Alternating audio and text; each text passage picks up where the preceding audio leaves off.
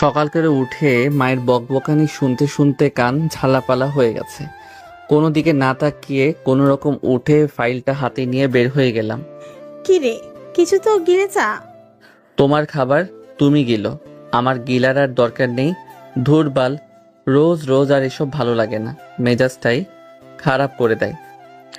নীল নিজেই বকবক করতে করতে রুম থেকে বের হয়ে যায় চাকরির ইন্টারভিউ দেওয়ার উদ্দেশ্যে। বাসা থেকে বের হয়ে সামনের মোড়টা ঘুরেই চায়ের দোকানে বসে। কি গো বেটা, আজকে এই পোশাকে? মামা, আপনি যেমন চা বেচে সংসার চালাচ্ছেন, বউয়ের হাতে মাইর খাচ্ছেন, বকা খাচ্ছেন, এমন ভাবে তো আমাকেও সংসার চালাতে হবে। এজন্য চাকরি খুঁজতে বের হয়েছি। এক মিনিট, এক মিনিট, আমি মায়ের খেয়ে তুমি জানলে কিভাবে? এমন পুরুষ দেখাও যে বউয়ের হাতে বকা মাইর খায় না। আমরা কিছু করতে গেলেই নারী নির্যাতন, কিন্তু আমাদের উপরে যে পুরুষ ধর্ষণ করে দেয়, সেই পুরুষের উপরে ধঙ্গরসের কেউ মূল্যায়ন করে না। ওই যে বলে না, জাহাজে জাহাজে ধঙ্গর্ষ। তা বেটা, ঠিক কথা কইছিস তো। তা লাল চা দিব নাকি দুধ চা? তুমি চিনি বাদে একটা কড়া করে দাও তো, জীবনটাই কড়া করে ফেলি। কড়াবিহীন জীবন ভালো লাগে না। আচ্ছা, দিতেছি। এরপর নীল ওখানে কিছুক্ষণ চা খেয়ে তার ইন্টারভিউ দেওয়ার নির্দিষ্ট স্থানের উদ্দেশ্যে রওনা দেয় একটা রিক্সা নিয়ে। মামা 50 টাকা দাও। আহা গো, আমার গায়ে গোয়ালের বাসুর গো, 20 টাকার ভাড়া 50 টাকা চাই। না না, কোনোদিনই সম্ভব না 50 টাকা। আরে ভাই, আমি এখানে নতুন নারে যে আস্ত বড় বাস ধরাই দিবা। ভাড়া দিলে দিবেন 50 টাকা, 1 টাকাও কম হবে না। আমি তোমার গাড়িতে যাব না। আমি যেখান থেকে উঠছি আমারে ওখানে নামাই দিয়ে আসো, আর না হয় এখানে আনার জন্য 20 টাকা ভাড়া দেওয়া লাগবে। আমাদের গল্পের নায়ক কোন লেভেলের হিটলার বুঝতে পারছেন তো? ও মা, এ কেমন কথা? জি, এটাই সোজা কথা। খুব দ্রুত আমাকে ওই জায়গায় নামিয়ে দিয়ে আসো, না হয় আমার টাকা দাও বলে আমি চিল্লা চিল্লি শুরু করে দিলাম। অবস্থা খারাপ দেখে রিক্সাওয়ালা উপায়ন্ত না পেয়ে নীলকে 20 টাকা দিয়ে ওখান থেকে চলে যায়। দেখ শালা, এখন কেমন লাগে? 20 টাকার ভাড়া 50 টাকা চাওয়া। যে যেমন তার সাথে তেমন করতে হয়। আমাদের ভাই নরম মানুষ দেখলেই ডইলা দিতে চায়। আজকে তো শিক্ষা দিয়ে দিলাম, জীবনেও আর কারোর সাথে এমন করবে না। তারপর আমি কোম্পানিতে প্রবেশ করলাম। অফিসটা বেশ বড়, 6 তলা বিশিষ্ট। পরিবেশটা খুব সুন্দর আর গোছালো দেখে আমার খুব পছন্দ হলো। যাক বাবা, এখানে চাকরিটা পাইলেই বাঁচা যাবে। এর আগেও তো 36টা দিয়ে আসলাম ইন্টারভিউ। এত ভালো কোম্পানিতে কি আমার মতো? যাই হোক, বাদ দেই। মনে মনে এসব ভাবতে ভাবতে কোম্পানির ভিতরে প্রবেশ করতেই যেন সে হালকা করে একটা বাঁশ খায়। কেননা তার সামনে বসে আছে তার মতোই প্রায় শতাধিক চাকরি প্রার্থী। এখানে মাত্র নিবে 6 জনকে। সে কি টিকতে পারবে এতগুলো মানুষের মধ্যে? এসব কথাই ভাবতে থাকে। এভাবে দেখতে দেখতে 1.5 ঘন্টা চলে যায়। ডাকবে কখন রে ভাই? এত সময়ে বসায় রাখলো। এরই মাঝে নীলের ডাক পড়ে। নীল নামে কে আছে? জি, আমি আছি। তো এখানে কি করছেন? ভিতরে যান, আপনার ডাক পড়ছে। তারপর আমি ভয় ভয়তে রুমের মধ্যে প্রবেশ করলাম। রুমের মধ্যে ঢুকে আমি যেন 1000 ভোল্টের বৈদ্যুতিক শর্ট খেলাম। আমার সামনে আমার চিরচেনা এক্স বসে আছে। ও আমার দিকে তাকাতেই, কিরে, তুই এখানে কি করিস? ওরে জন্ডিস, তুই আমার পিছনে পিছনে এখানে চলে আসছিস আমার চাকরি খাইতে? মাই ডিয়ার জন্ডিস, আমি এখন ইন্টারভিউ দিতে আসছি। আমার তো এখনো চাকরি হয়নি। জাউরা চিটার রে, তোর মতো হারামিরে কে চাকরি দিবে? দেখছস কত বড় অফিস আমার, আমার বাবার কোম্পানি। আরে চিটার রে, তুই না বলতি ক্যাম্পাসে থাকাকালীন তোর বাবা বাদাম বিক্রি করে? তোর মতো লোভী ফকিন্নি না রে আমি বলি আমার বাপের এত এত জিনিস আছে, আর জিনিসের লোভে আমাকে ভালোবাসিস, তা হবে না রে ছোট লোক। Same to you. আহারে নির্লজ্জ বেহায়া ছোট লোক মার্কা জন্ডিস, তুই ভাবলি কি করে তোরে এই আটা ময়দা মাখা বাদরের লেজের মতো সাদা ফকফকা চুল এইরকম একটা জঘন্য মার্কা মেয়ের সাথে আমি তাও টাকার জন্য। এরা কখনো সম্ভব, কখনো না। তুই আগের মতো এখনো জাউরা আছিস রে। তুই ভাবলি কি করে তোর মতো ছোট লোক রে? তোর সাথে আমার কথা হবে আই টু আই কন্টাক্ট। আশেপাশে 2টা লোককে বের হতে পারো। ওরা বের হবে কেন? যা বললাম তাই করো, কাজ আছে। আপনি একটু বাইরে যান তো, তারপরে দেখতেছি। যারার কথাই আশেপাশে সবাই বাইরে চলে যায়। কথাটা শুনে ইন্টারভিউ রুমে সবাই বাইরে চলে যায়। বাইরে গিয়ে বলতে থাকে নিজেদের মধ্যে, শফিক সাহেব, ওই ছেলেটা কত বড় সাহস, ম্যামের সাথে এইভাবে কথা বললো। কথা বলা দেখে বুঝলেন না তার সাথে ম্যাডামের সামথিং সামথিং? কথাটা একেবারে ভুল বলেননি। হ্যাঁ, অবশ্য তা ঠিক। ওইদিকে সবাই বাইরে যেতেই এখন তোকে আর গ্রহণ করার কোনো জায়গা নেই। অযথা উল্টাপাল্টা কথা কবি তো থাপ্পড় খাবি। দোস্ত, গার্লফ্রেন্ড, বউ, এক্স গার্লফ্রেন্ড, যাই বলিস ভাই, তোর হাতে 2টা জড়াই ধরি। আমার এই চাকরিটা দে ভাই, আমার চাকরিটা খুব প্রয়োজন। এত সময় যে মানুষের মধ্যে পটর পটর করছিলি, সেটার কি হবে? বাইরের মানুষের কাছে আমার একটা প্রেস্টিজ আছে না? তুই তো আমার বেস্ট ফ্রেন্ড একটা সময়, তারপরে কেমনে কি গার্লফ্রেন্ড এটা ওইটা হলো, তা না হয় বাদই দিলাম। তোর মতো নির্লজ্জ আমার এখানে চাকরি নাই। এমন করিস না রে, শোন, এমন করিস না রে, আমার যৌবনের কসম। আমার চাকরিটা খুবই দরকার ডার্লিং। কি কইলি একটু আগে? আমি তোর কোন জন্মের ডার্লিং লাগি রে? Sorry my mistake. দেখতে দেখতে পাসপোর্ট 6 ইঞ্চি এরকম ফর্সা কালারের সুদর্শন ছেলে আর কি পাবি? তুই এরকম বডি বিল্ডার, বডিটা দেখবি তো একটু দেখাই। ভাই, তোর মধ্যে কি কোনো লজ্জা নেই? তোর তো গন্ডারের চামড়া। তোর যতই অপমান করিস, দাঁত কেলিয়ে ভ্যা ভ্যা করে হাসিস। তোর দাঁতের গুষ্টি কিলাই। আমিও সত্যি কষ্ট পাই, মাঝে মাঝে অনেক কষ্ট পাই। কিন্তু তোরে দেখলে তো মনে হয় না তুই কষ্ট পাস। একটা চুমো দিতে দে, তাহলে আমি অনেক কষ্ট পাবো। ওরে, তখন নিউজ হয়ে যাবে। ওরে ব্রেকিং নিউজ, দেশের বিখ্যাত বিজনেসম্যান, ধুরো বিজনেসম্যানের একমাত্র মেয়ে যারা চৌধুরীকে তার অতীতের বন্ধু ওরফে এক্স বয়ফ্রেন্ড চাকরির খোঁজে এসে চুম্মা দিয়ে দিছে। ফাজিল ছেলে, যাবি এখান থেকে। তোর বাড়িতে মা বোন নাই? তোকে কি শিক্ষা দিচ্ছে বেয়াদব? মা বোন বাপ তো শিক্ষা দিয়ে পারে নাই, এখন একটা বউয়ের অপেক্ষায় আছি। এই পশ্চিম দিকে ফিরা করিতেছি, বউ আসলে তার শিক্ষাতে ঠিক শিক্ষিত হয়ে যাব। তুই এখানে ফাজলামো করতে আসিস না, ইন্টারভিউ দিতে আসছিস।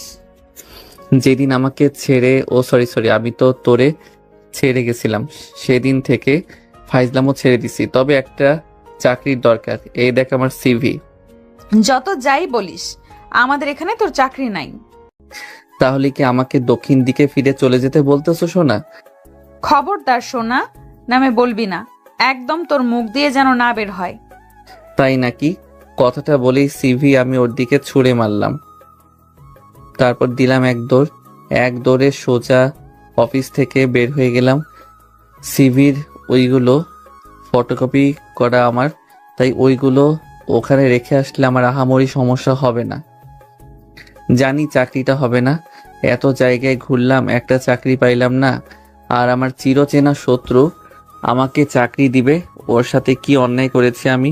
ও এত নিষেধ করার পরও ওকে ছেড়ে চলে গেছি, তারপরে চাকরি ওর কাছে চাইলেও আমাকে দিবে ও? তা কখনো সম্ভব না। জানি না ওর সাথে আর কখনো দেখা হবে কিনা, তবে যেটুকু সময় দেখা হলো ইচ্ছে করে ফাইজলামও করতেছিলাম। তারপরে নীল ওখান থেকে সোজা তার বন্ধুদের আড্ডায় চলে যায়। এই দেখ দেখ, সবাই আবারও আজকে কোটটাই পরে আসতে। শালারা ফাজলামও করবি না? তা ময়না পাখি, আজকে কত জায়গায় ঘুরলা একটা চাকরির জন্য? আরে একটা অফিসে গেছিলাম, ভাবছিলাম যে এই জায়গায় চাকরি হলে বেশ ভালোই হতো। গিয়ে দেখি যারা বসে আছে, ওইটা নাকি ওর বাপের অফিস। সে এখন এমডি পদে দেখাশোনা করতেছে। শিওর রে, এটা হবে না? ওই মায়ের এই ক্যাম্পাসে দেখলে তো মনে হতো না এত বড় লোক ফ্যামিলির মেয়ে। সবসময় গরিব ফকিরনিদের মতো চলাফেরা করতো। আসলে কথায় আছে না, যার আছে সে কখনো দাম নেয় না, আর যার নেই সে ফুটানিতে মাটিতে পা ফেলায় না। কথাটা আজকে বাস্তবে প্রমাণ পেলাম। আহারে, আমার বন্ধু কোটিপতি হওয়ার জন্য একটু দূর থেকে চলে আসলো। আর যদি ওই মেয়েকে বিয়ে করতে, তাহলে কি চাকরি খোঁজা লাগতো? ও যদি আজকেও আমাকে অফার করে তাও বিয়ে করবা না। আমি বল এই লাইনটা বুঝতে পারলাম না, যে এই যারাকে তুই সেকেন্ডে সেকেন্ডে মিস করতে, উঠতে যারা বসতে যারা সব জায়গায় যারা যারা, যে যারার জন্য তুই অন্য কোনো মেয়ের সাথে কখনো কথা বলিস নি, লাস্ট এমন কি ঘটলো যে তুই একেবারে ওকে ছেড়ে দিলি জোর করে? কিছু কিছু সত্য না প্রকাশে সুন্দর বন্ধু। এই চাকরি বালের পিছনে আর কত ঘুরবি বলতে পারিস? ব্যবসাতে আয়, ব্যবসাতে আল্লাহ বরকত দিছে। এই 2 বছর তুই শুধু চাকরি খুঁজে যাচ্ছিস, আর এইদিকে আমাকে দেখ, একটা কফি শপ থেকে 3টা বানিয়ে ফেললাম। মাস গেলে বসে থেকে থেকে এখন টাকা, যে কোনো একটা বিজনেস ধর। কথাটা ঠিক বলছস, কিন্তু কি? বাদ দে না ভাই, পরে দেখা যাবে। হ্যাঁ, ভালো জিনিসগুলো বাদ দে, যেগুলো আমরা গোলামি করব সেই গোলামি এখনো ধরে রাখ। চা অর্ডার দিবি না আমি দিব? চা অর্ডার দেওয়া আছে, চলে আসবে। তারপর তার বন্ধুরা মিলে আড্ডা দিতে থাকে। দেখতে দেখতে দুপুর গড়িয়ে বিকেল হয়, বিকেল গড়িয়ে সন্ধ্যা হয়, সন্ধ্যাবেলা। হ্যালো, আসসালামু আলাইকুম। ওয়ালাইকুম আসসালাম। কিরে যারা, কেমন আছিস? কতদিন পরে কথা হচ্ছে। আরে কাহিনী তো একটা ঘটে গেছে। কেন, কি এমন কাহিনী ঘটলো? আরে আজকে আমার অফিসে আসছিল চাকরির জন্য। তাই নাকি? তা তোমার প্রাক্তনকে কি চাকরি দিলে? এখনো দিনই সিভি আছে, ভাবতেছি কি করব। এমন ভাব করলো তার চাকরিটা খুব দরকার। এর আগেও নাকি অনেক জায়গায় ইন্টারভিউ দিছে, চাকরি হয় নাই। তবে ভাই আগের মতোই বাদর আছে ভাই, বাদরামি করে এখনো। সে তো ক্যাম্পাস লাইফ থেকেই এমন। তা করবিটা কি ভাবলি এখন? ভাবতেছি দিব না। চাইলেই দিতে পারি, হাজার হলেও আমাদের বন্ধু ছিল। তোর ওই জিনিসটা অন্যদিকে রাখ না। আমি যতটুকু দেখছি যারা, বুঝলি, ও তোর সাথে রিলেশনে থাকা অবস্থায় কখনোই কারোর সাথে ওইভাবে কথা বলেনি। তবে হুট করে ওর কি হলো, এতটা চেঞ্জ কিভাবে? আরে এই কথা তো আমার মাথাতেও ঢুকে না রে। এই ছেলে আমি বলতে পাগল ছিল, সে এতটা চেঞ্জ কিভাবে হলো? হয়তো ভিতরে কিছু আছে, আমরাই জানি না। তা ঠিক, কথায় আছিস। চট্টগ্রাম শ্বশুর বাড়িতে। হ্যাঁ, জামাই নিয়ে সুখে সংসার কর। আমাদের জামাই তো নেই, আর সংসার তো দূরের কথা। বিয়ে করে নে, তাহলেই তো জামাই পেয়ে যাবি। অন্য ছেলের উপরে তো ফিলিংস আসে না? যার উপরে আসে তাকেই না হয় আবার কর। ও আমার সাথে কি করছে মনে নেই তোর? ওরে কখনো মাফ করা যাবে না। কথাটা ঠিক। আচ্ছা এখন রাখি, ঢাকায় আসলে কল দিস। আচ্ছা ঠিক আছে। এদিকে দেখতে দেখতে প্রায় 8টা ছুঁই ছুঁই। দরজার ওপাশ থেকে কে যেন কলিং বেল বারবার দিচ্ছে। বিরক্ত হয়ে সাজিদা খাতুন দরজাটা খুলে দেয়। ও নবাবজাদা আসেন, এসে আমাদের উদ্ধার করেন। একটু ভালো করে কথা বলা যায় না? আর কি ভালো করে কথা বলবো? বাবা মায়ে সন্তান জন্ম দেয়, পড়ালেখা শিখায়, লেখাপড়া শেষে যেন চাকরি বাকরি করে মা বাবাদেরকে একটু দেখাশোনা করে, তাদের মাথার উপরে সংসারের বোঝাটা যেন হালকা হয়। কিন্তু তুই কি করিস? পড়ালেখা শেষ করে চোচো করে ফিল্ডিং করিস। আরে চাকরি না হলে আমি কি করব? আমি তো চাকরির জন্য চেষ্টা করতেছি, তাই না? এই দেখো, আজকেও আমি ইন্টারভিউ দিতে গেছিলাম। আহারে, আমি কত অশিক্ষিত বোকারে, তুই ইন্টারভিউ দিতে গেছিলি, তোর ফাইল কই? আর ইন্টারভিউ শেষ করে মানুষ এত রাতে বাসায় আছে? যা বলবি আমি তাই বিশ্বাস করব? এত হইচই কিসের সাজিদা? এসব কেমন ব্যবহার তোমার? সন্তানের সাথে কিভাবে কথা বলতে হয় তোমার শিক্ষা আর নেই। ছেলেটা ইন্টারভিউ দিতে গিয়েছিল, ক্লান্ত, সারা শরীর দেখে বোঝা যাচ্ছে। একটা শরবত বানিয়ে দিবে তা না, বরং উল্টা পাল্টা এসব কথাবার্তা বলতেছ। এগুলো কি ঠিক তোমার? এমন ছেলেকে তুমি শরবত বানিয়ে খাওয়াও? কথাটা বলে আমি ওখান থেকে চলে যাই নিচের রুমে। মন খারাপ করিস না বাবা, আমাদের ছেলেদের জীবন এমনই, যুদ্ধক্ষেত্র। যা যা যুদ্ধক্ষেত্র তাকে একাই ফাইট করতে হয়। এমন জীবন একটা সময় আমিও পার করে এসেছি। দেখ, আমি হাল ছাড়িনি। শত কষ্টের মধ্যেও হাল ধরে আজকে কে আছি। তোর উপরে আমার বিশ্বাস আছে, তুই একদিন কিছু না কিছু করতে অবশ্যই পারবি। অনেক ভালো কিছু করবি, দেখে নিস। তবে সময় লাগবে একটু বেশি, অথবা এখন লাগতেছে। যারা ভালো কিছু করে একদিনে তো সম্ভব না, দিনে দিনে একটু একটু করে ঘুরতে ঘুরতে তা হয়। আশাহত হওয়া যাবে না কখনো। একদিন ঠিক সাকসেসফুলের মাথায় তুই থাকবি। বাবা, আমি জাস্ট ক্লান্ত হয়ে যাচ্ছি। আর কবে যে তোমাকে শান্তিতে বসায় খাওয়াতে পারবো? এই বয়সে তোমার এমন কষ্ট দেখতে আমার খুব কষ্ট হয়। চিন্তা করিস না, তোর বাবা তো আছে, তাই না? ভয় পাবি না। আমার ছেলে কখনো হেরে যাওয়ার ছেলে না। একদিন ঠিক তুই পারবি, সফলতা তোর হাতে ডগায় চলে আসবে। তারপর ওখান থেকে গিয়ে হালকা খাবার খেয়ে নীল তার রুমে গিয়ে বেলকনিতে বসে। তার মনের মধ্যে তার মায়ের কথাগুলো বারবার বাজতে থাকে। ভাবতে থাকে ঠিক হয়তো এমন একটা বয়স, এখনো পরিবারের উপরে চলতে হয়। আজকে তার সমবয়সী বন্ধুগুলো কত ভালো ভালো পর্যায়ে, মাস গেলে লাখ লাখ টাকা ইনকাম করে। দুর্ভাগ্যমুখী বলো কোনো বন্ধু বাস্তবতায় সাহায্য করতেছে না। হয়তো তাকে একাই লড়তে হবে, আর এই দুনিয়ার যুদ্ধ একাই যে যার মতো। জিতলে জেতাটা হবে তোমাদের, আর হেরে গেলে শুধু হারটা হবে তোমার, কখনোই তোমাদের না। সফলতার ভাগিদার সবাই হতে চাই, কিন্তু ব্যর্থতার ভাগিদার কেউ হতে চায় না। যাই হোক, এভাবে চলে যায় 3টা দিন। প্রতিনিয়ত নীলের সাথে যা ঘটে, এই 2টা দিনে সম্পূর্ণ একই অবস্থা। আশা করি আপনারাও বুঝে গেছেন। কি গো বাতিজা, চাকরি হলো? চাচা, এখন পর্যন্ত না, তবে ভাবতেছি তোমার পাশে একটা চায়ের দোকান দিব। তোমার ব্যবসার লাল বাতি ধরবে। না গো বেটা, এই কাজ করো না, আমার পরিবার না খেয়ে মরবে। তাহলে আমার চুল পাকাওয়ালা চাচা চাকরি পেলে তোমাকে জানাবো না? অবশ্যই জানাবো। তবে কাটা গায়ে নুনের ছিটা কেন দাও? দোকান আমি দিবই। তখনই আমার মোবাইলটা বেজে ওঠে। মোবাইলটা হাতে নিতেই দেখে আননোন নাম্বারে একটা নাম্বার। আমি আর দেরি না করে ফোনটা রিসিভ করলাম। মিস্টার নীল খন্দকার বলেছেন? জি জি, নীল খন্দকার বলছি। আমাদের আইকন ইন্ডাস্ট্রিয়াল অ্যান্ড লিমিটেড কোম্পানিতে সম্ভবত 2-3 দিন আগে আপনি একটা ইন্টারভিউ দিয়েছেন।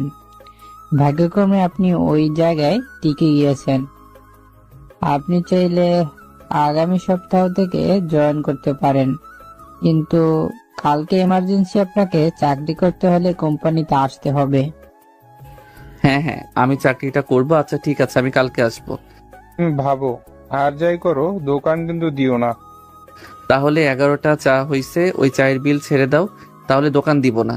আচ্ছা ঠিক আছে, তোমার যা পাওনা ছিল সব ছেড়ে দিলাম, তাও তুমি দোকান দিও না। আচ্ছা ঠিক আছে।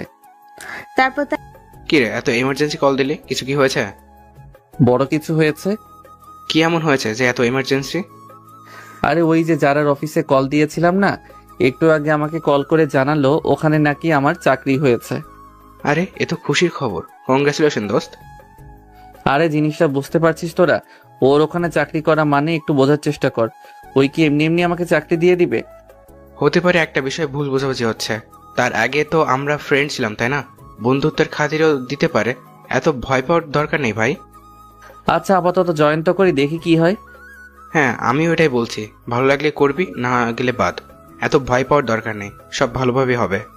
বাবা, তুমি চাকরি পেয়ে গেছো, তোমার তো আর দোকান দেওয়া লাগবে না, তাহলে চায়ের বিলটা দিয়ে দিও। হ্যাঁ আচ্ছা চাচা, দিয়ে দিব। আমি তো মজা করছিলাম তোমার সাথে। খারাপ হতে পারি, কিন্তু আমার যৌবনে কলঙ্কের দাগ নেই। শালা তুই একটা জিনিস রে মামা। আদা পটল যাই আছে ওইসব বাদে সবকিছুই ধরতে পারিস। তারপর তারা ওখানে খানিকক্ষণ আড্ডা দেয়। আড্ডা দিয়ে যে যার বাসায় চলে যায়। দুপুর 2টা কিংবা এর একটু আশেপাশে হবে। কি রে ভাইয়া, এত সকাল সকাল বাড়িতে ফিরলি যে? কেন আগে আসতে পারি না? যে ভাইয়া আমার সন্ধ্যার আগে বাড়িতেই ফেরে না, সে ভাইয়া আমার এত সকালে বাড়িতে? বোন, তোর ভাইয়ের চাকরি হয়ে গেছে। কি বলিস, সত্যি নাকি? পরশুদিন একটা ইন্টারভিউ দিলাম না, ওখানে চাকরি হয়ে গেছে। একটু আগেই কল দিছে। স্যালারি কত ভাইয়া? এই ব্যাপারে কোনো কথা হয় নাই, কালকে গিয়ে সবকিছু কথা হবে। দাঁড়া, আমি সবাইকে বলে আসি, এত খুশির খবর। মা, মা, ও মা। কি ব্যাপার, এত চিল্লাচিল্লি করতেছিস কেন? ভাইয়া তো চাকরি হয়ে গেছে। তাই নাকি? সত্যি? হ্যাঁ মা, পরশুদিন ইন্টারভিউ দিল না, ওই জায়গায় চাকরি হয়ে গেছে। হ্যাঁ বাবা বলো। কই আছো বাবা এখন? সেখানে থাকি বাবা, কাজে। আজকে থেকে তোমার আর কোনো কাজ করা লাগবে না। একই কথা, আমি কাজ না করলে পরিবার চলবে কিভাবে? বাবা আমার চাকরি হয়ে গেছে। কথাটা বলে নীল হাউমা করে কান্না করে ওঠে। এদিকে তার বাবা কান্না করে দেয়। আজকে কান্নার দিন না বাবা, আজকে খুশির দিন। আমি জানতাম একটা সময় আমার ছেলে পারবে। আজকে আমার থেকে খুশি আর কেউ নেই এই পৃথিবীতে।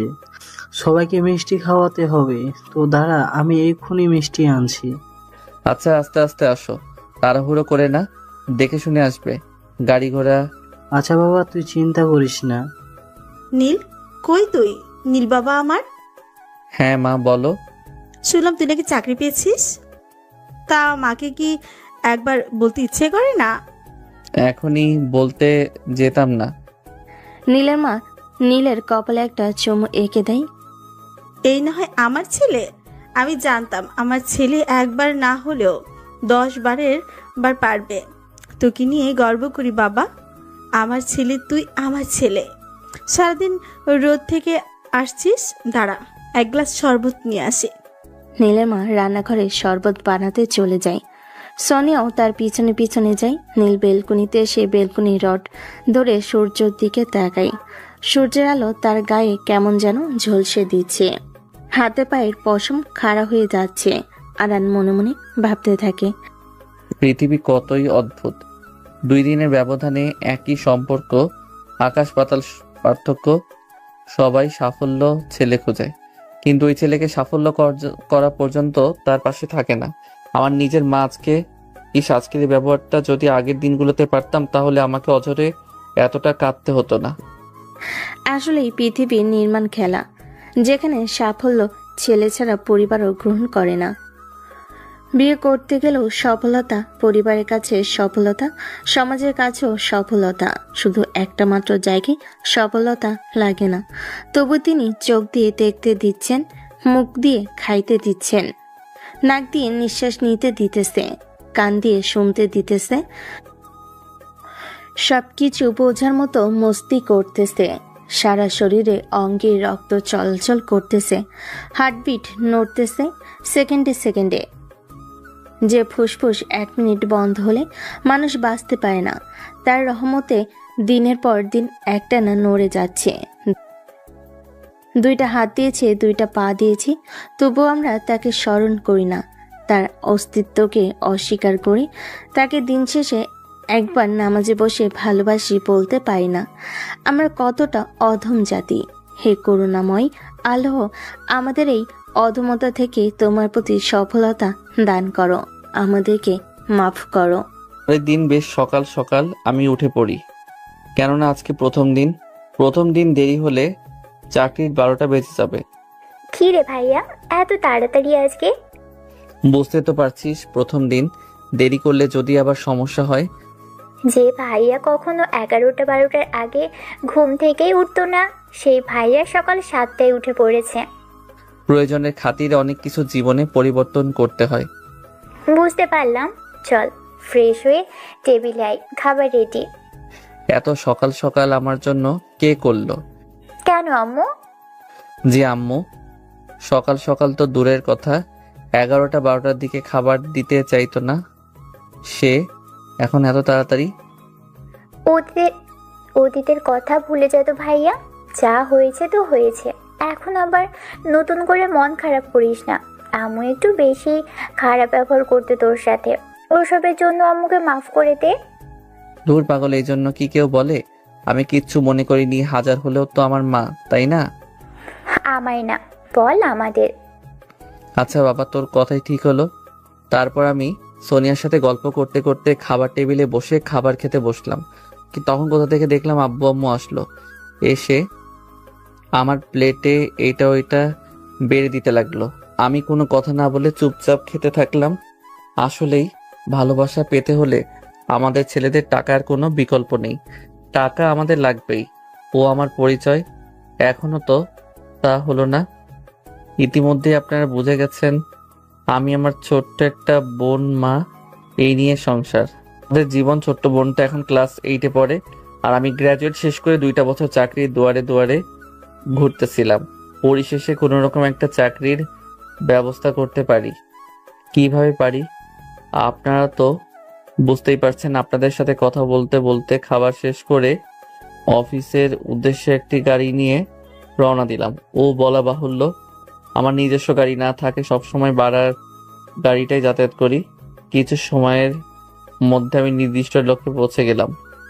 সাদা কালারের শার্ট, কালো টাই এবং কালো কোট এবং কালো কালারের প্যান্ট, কালো কালারের শুজ। মাথাটা খুব সুন্দরভাবে আঁচড়ানো, হাতে কালো কালারের একটা ঘড়ি। সব মিলিয়ে নীলকে একেবারে অসাধারণ লাগছিল বলা বাহুল্য। তারপর নীল খানিকটা নার্ভাস ফিল করতে লাগলো। নার্ভাস অবস্থা আস্তে আস্তে গুটি গুটি পায়ে অফিসের মধ্যে প্রবেশ করলো। কে আপনি? আমার এখানে কালকে চাকরি হয়েছে, আজকে আমার জয়েনিং ডেট। ম্যানেজারের রুমটা কোন দিকে? ও আচ্ছা, সালাম স্যার, আমি এখানকার পিয়ন। যে কোনো সমস্যায় আমাকে পাশে পাবেন, আমাকে নির্দ্বিধায় বলতে পারেন। ও আচ্ছা, ঠিক আছে। তারপরে নীল নির্দিষ্ট কক্ষের দিকে রওনা দিল। খানিকক্ষণ পর সে পৌঁছেও গেল। ভিতরে আসবো স্যার? Yes, coming. আমি নীল বলছিলাম যে কালকে আমাকে চাকরিটা দেওয়া হয়েছে, আজকে আমার জয়েনিং ডে। ও আচ্ছা, তুমি সেই নীল। ম্যাম তোমার কথা বলেছে আমায়।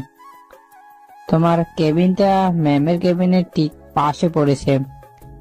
পাশে যা আউটডোর আছে না, ওর সাথে যে ডেস্ক, ওখানে তোমার।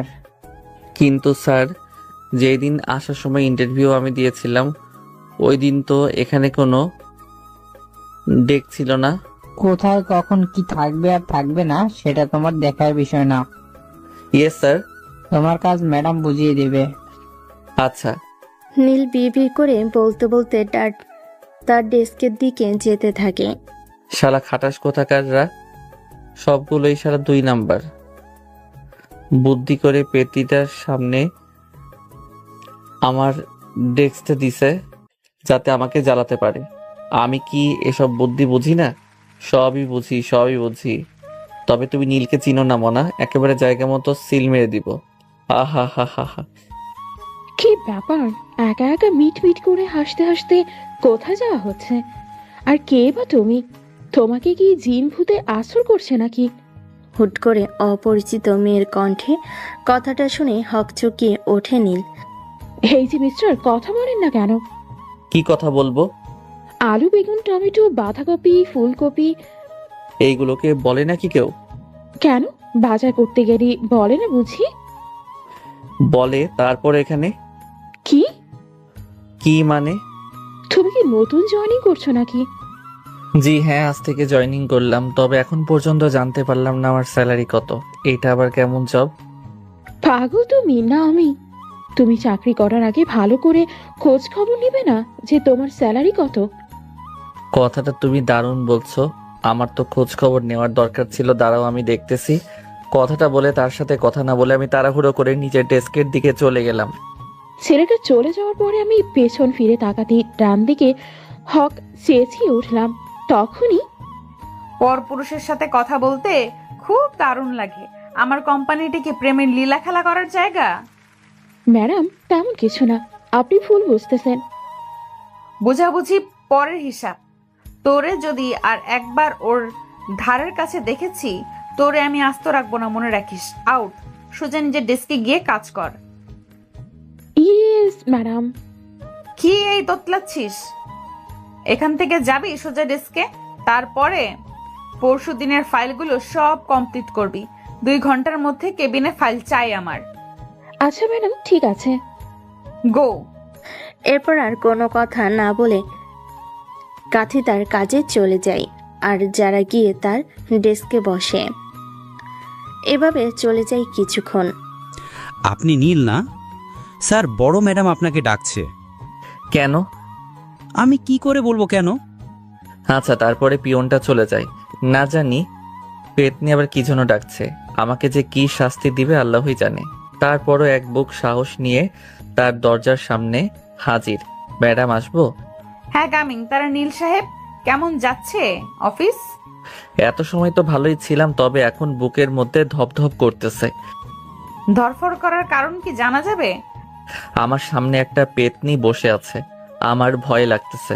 না জানি কখন আমার ঘাড় বটকে দিবে। আপনি কি আমাকে মিন করে কিছু বললেন? না, এ কখনোই হতে পারে না। আপনাকে আমি মিন করে বলতেই পারি না। এই যে এখানে 19টা ফাইল আছে, আজকে কমপ্লিট করে যাবেন। ও ভালো কথা, চাকরির জন্য আপনি যে বন্ডটাতে সাইন করেছেন মনে আছে? জি হ্যাঁ। আপনি কি বিষয়টা ভালো করে পড়েছেন? মোটামুটি সবই পড়ছি, তবে আমার স্যালারিটা কত সেটাই তো এখনো পর্যন্ত জানলাম না। বাবা টাকার প্রতি অনেক লোভ আপনার। আজব তো, টাকার জন্যই তো সবাই জব করে। তাই নাকি? জি। আপনি যে সাইন করেছেন তার নিজের পাতাগুলো পড়েছেন ভালো করে? ওখানে কিন্তু লেখা আছে আপনি চাইলেও 3 বছরের আগে এখান থেকে কোথাও যেতে পারবেন না। গেলে আইনগত আমি ব্যবস্থা নিতে পারবো এবং কোম্পানিকে 10 লক্ষ টাকা আপনি দিতে বাধ্য থাকবেন। উল্টাপাল্টা নিয়ম কই থেকে পেলে? তুই পড়ে কথা বলছেন? আমি কি আপনার বউ লাগি? না মানে সম্পর্কের খাতিরে এক্স বউ ধরা যায় কি? How dare you! আপনার সাহস হয় কি করে এসব উল্টাপাল্টা কথা যারা চৌধুরীর সামনে বলছেন? নিজ থেকে মনে হয়। স্যালারি 25,000 টাকা বেসিক, কাজ করলে আস্তে আস্তে বাড়বে। একটু কম হয়ে যায় না? আমার কিন্তু একটা কোটা আছে, সেই খাতির একটু বেশি উপায়। এর মানে বুঝলাম না, আপনার কিসের কোটা? এই যে একটা সময়ে তুমি আমার আপনি আমার এক্স গার্লফ্রেন্ড ছিলেন, এখন অফিসের বস হয়ে গেলেন। একটা প্রশ্ন আমার মাথায় সারাক্ষণই ঘুরপাক খায়। আপনি এত বড় একজন বিজনেসম্যানের মেয়ে, ক্যাম্পাসে দেখলে মনে হতো আপনি ফকিন্নির নাম্বার 1। ওইভাবে চলাফেরা এর মানে কি ছিল? কেন বড়লোক শ্রেণীর লগে প্রেম করতে খুব ভালো লাগে? টাকা পয়সার অনেক লোভ বুঝি? মোটেও এমনটা না, আপনার এই তিলটা সেই লাগে। যতই তুমি লাইন মারার চেষ্টা করো, গাড়ি কিন্তু জ্যাম। আজকের মতো এই সব অ্যালাউ করলাম, আর একবার যদি উল্টাপাল্টা এসব কথাবার্তা শুনি তাহলে খুব খারাপ হয়ে যাবে। আচ্ছা। না পারবেন অন্য জায়গায় চাকরি করতে, না পারবেন চাকরি করে স্যালারি, না পাবেন চাকরি করে স্যালারি, এবং আপনার বিরুদ্ধে আইনগত ব্যবস্থা নিব। তুই এত জন্ডিস মার্কা জল্লাদ কেন বলতে পারিস? শালা কোল্ড কফি। এই ছোট লোকের বাচ্চা, কি বুঝলি তুই? কথাটা বলে ঠাস ঠাস করে একটা চড় মেরে দিলাম। নীল যেন আটকে উঠল। তার কল্পনার বাইরে ছিল এমন ঘটনা ঘটবে যে যারা নিজের গায়ে হাত দিবে। সে চুপচাপ আর কোনো কথা না বলে ফাইলগুলো নিয়ে মাথা নিচু করে বের হয়ে নিজের ডেস্কে চলে গেল। দেখ এখন কেমন লাগে।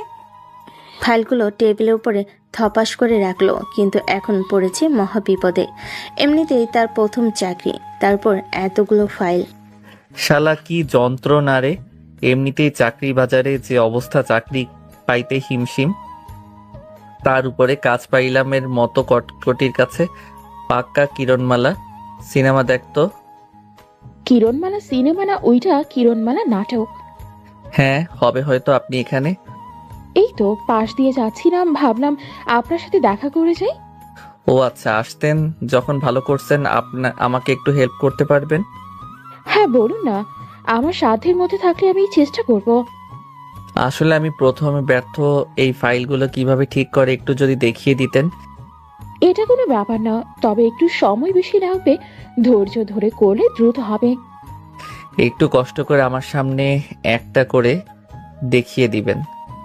একটা করতে তো সময় লাগবে, আমি আপনাকে কিছুটা করে দেখাই, আপনি এমনিতেই পারবেন। যদিও এখানে এক্সপিরিয়েন্স কাজের আগের আছে এমন কাউকে ছাড়া দেয় না।